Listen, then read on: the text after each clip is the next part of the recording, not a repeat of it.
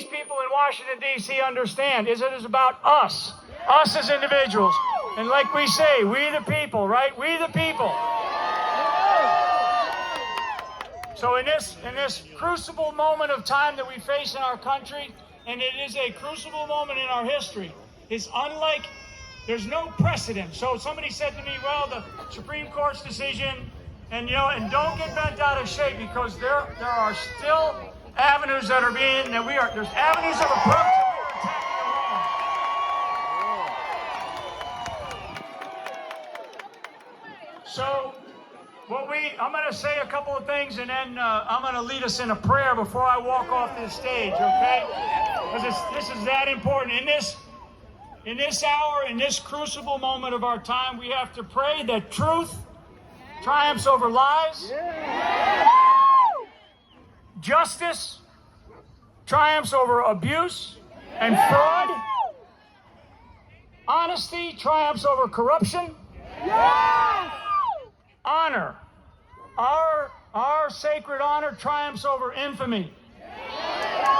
Faithfulness, our faithfulness to our families, my family's here with me, our faithfulness to our God, and our faithfulness to our country, our Constitution, and our president.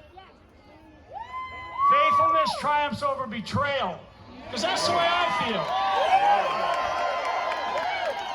And lastly, this is really who you are and who we are as Americans.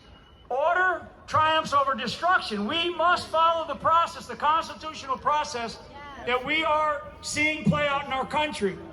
And we have to demand, okay, if I could pound on each of your heads, we have to demand from the elected officials that we elected.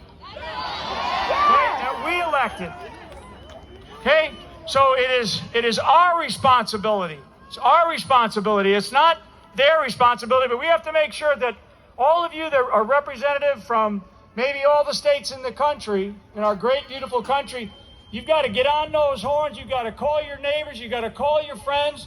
And you've got to say, look, it's the state's legislatures. In fact, I've been saying for a month, this great building back here with its great institution and its wonderful, wonderful history in our country will not decide the election of the President of the United States. We decide the election of the President of the United